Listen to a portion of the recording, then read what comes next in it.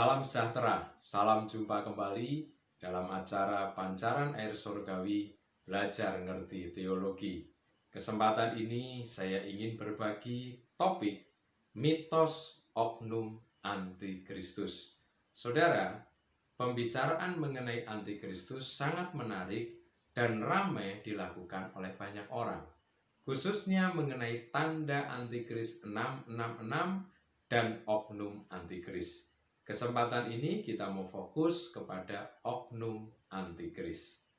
Dari masa ke masa kita pernah dengar, kita tahu bahwa ada orang-orang yang selalu dituduh sebagai oknum antikris. Misalnya saudara, dari kelompok presiden, dari kelompok rohaniwan, ada saja orang-orang yang dituduh sebagai antikris. Argumentasi dibangun sedemikian rupa untuk menguatkan tuduhan tersebut. Topik ini akan mencoba memberitahu bahwa tuduhan-tuduhan tersebut ternyata lemah dan gampang untuk dimentahkan. Pada bagian yang pertama ini, kita coba melihat tuduhan kepada 3 tokoh, kepada 3 orang yang dituduh sebagai oknum antikris. Yang pertama adalah kelompok presiden Amerika.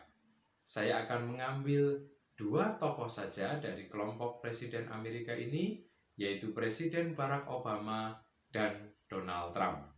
Barack Obama dituduh sebagai antikris, bahkan sekitar tahun 2011 dia hampir dibunuh oleh orang yang memberi tuduhan tersebut.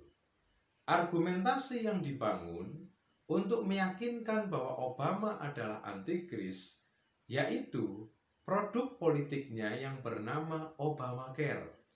Obamacare adalah pelayanan kesehatan untuk masyarakat Amerika yang tidak memiliki asuransi kesehatan. Menurut informasi bahwa orang-orang yang terkait dengan Obamacare harus diimplan microchip. Bahkan beredar pesan berantai bahwa kewajiban keharusan untuk implan microchip itu di-backup oleh undang-undang yang sudah disahkan oleh Senat dan pemerintah Amerika. Saudara bisa perhatikan di website-website yang adanya pesan berantai. Saya hanya baca di kalimat yang saya beri tanda merah. Senat AS telah mengesahkan RUU Kesehatan Obama menjadi undang-undang. Implementasinya akan segera dimulai. RUU ini mengharuskan semua orang Amerika untuk ditanamkan dengan chip radio frequency identification atau RFID untuk mengakses perawatan medis. Apakah benar demikian? Kita akan lihat sanggahannya. Saudara bisa lihat di website kominfo.go.id dan cekfakta.tempo.co. Ternyata semua argumentasi yang dibangun dapat dimentahkan. Baik microchip yang direncanakan untuk diimplan maupun undang-undang yang membackup, semuanya sudah dimentahkan melalui informasi dari website yang ada. Kita berpindah kepada Donald Trump. Donald Trump pernah diisukan sebagai antikris, pernah dituduh sebagai antikris.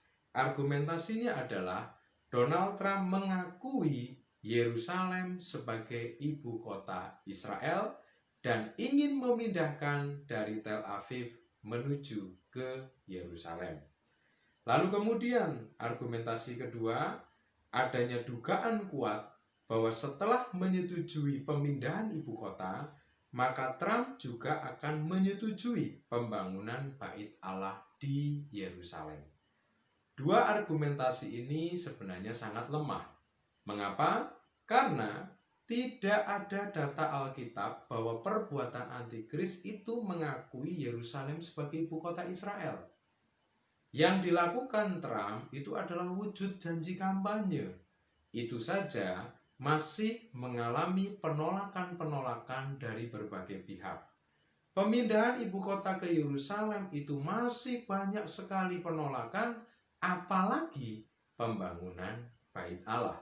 Jadi pada masa Trump sangat mustahil Bait Allah akan dibangun.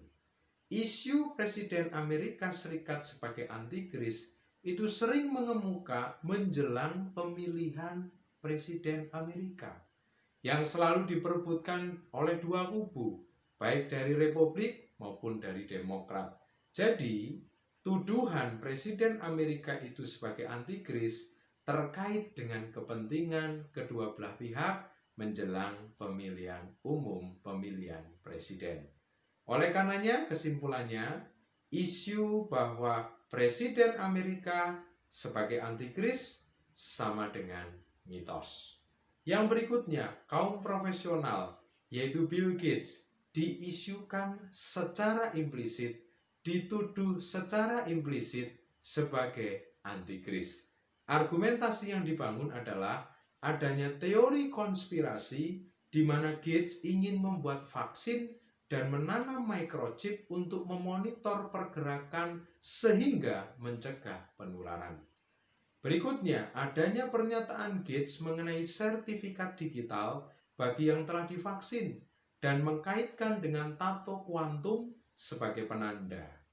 Adanya pernyataan Gates di tahun 2015 bahwa akan muncul virus corona baru yang membuat dia dituduh sebagai pencipta COVID-19. Selengkapnya, saudara bisa melihat di website yang ada. Tuduhan memang tidak secara eksplisit, namun secara implisit bahwa Gates adalah antikris. Apakah benar demikian? Kita akan lihat sanggahannya. Dengan memperhatikan fakta-fakta sesungguhnya, berdasarkan sumber cek fakta.tempo.com, wartaekonomi.co.id, mliputan6.com, dan website-website terkait lainnya, semua argumentasi yang dibangun bisa dimentahkan. Pernyataan-pernyataan dari Bill Gates semua ada konteksnya dan tidak benar seperti argumentasi yang dibangun. Gates memang menyinggung tentang sertifikat digital, tetapi tidak terkait dengan tato kuantum. Gates tidak pernah memberikan pernyataan bahwa dia akan melakukan implan microchip.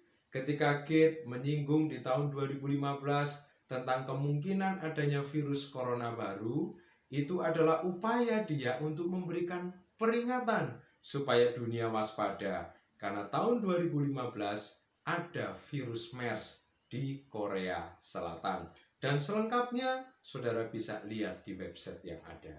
Lalu sanggahan berikutnya, secara teologi, pemberian tanda antikris terjadi apabila peristiwa penyingkiran gereja sudah terjadi.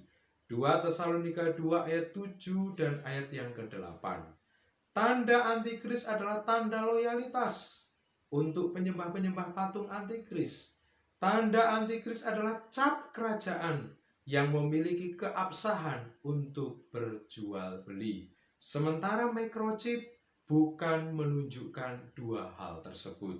Saudara bisa lihat video-video sebelumnya di channel ini, di channel Pancaran Air Surgawi. Jadi, tuduhan Bill Gates adalah antikris sama dengan mitos.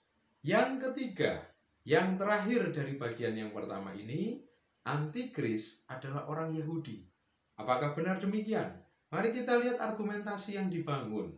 Berdasarkan Yeremia 8 ayat yang ke-16, suku Dan dengan kiprahnya yang sangat mengerikan, sehingga orang menduga suku Dan inilah antikris, atau dari suku Dan inilah akan lahir antikris. Wahyu 7 ayat 4-8. Suku Dan Efraim tidak didaftarkan, sehingga kemungkinannya antikris akan berasal dari antara dua suku ini. Nubuat Yakub dalam Kejadian 49 ayat 17 dengan Wahyu pasal 13 saudara boleh perbandingkan. Ternyata suku Dan disebut sebagai ular. Daniel 11 ayat 37 tidak menghormati Allah nenek moyangnya. Ini diasumsikan sebagai orang Yahudi. Ada dua tokoh bapak gereja yang terkenal, Irenaeus dan Jerome, dua-duanya sependapat bahwa antikris berasal dari orang Yahudi. Apakah benar? Kita akan lihat sanggahannya.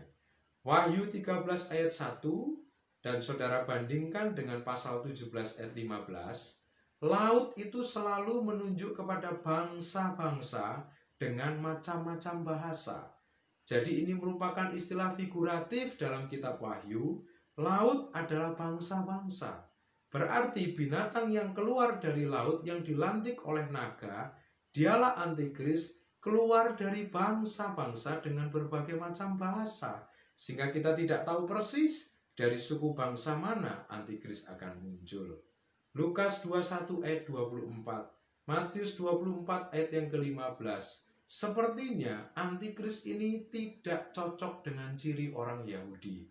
Orang Yahudi itu menghormati Allah, menghormati nama Yahweh, dan juga menghormati tempat kudus. Sementara antikris tidak demikian. Berdasarkan Daniel 7 ayat 25, antikris adalah penganiaya orang-orang Yahudi. Jadi tidak mungkin antikris dari bangsanya sendiri, lalu menganiaya bangsanya sendiri. Sehingga isu tuduhan suku Efraim dan suku Dan adalah antikris sama dengan mitos atau hoax. Demikian bagian pertama yang dapat saya bagikan. Kita akan jumpa kembali di bagian yang kedua. Di situ nanti kita akan melihat LGBT dituduh sebagai antikris, Paus dituduh sebagai antikris, radikalis dari agama tertentu dituduh sebagai antikris. Apakah benar demikian? Kita akan jumpa kembali dalam kesempatan yang akan datang. Tuhan Yesus memberkati.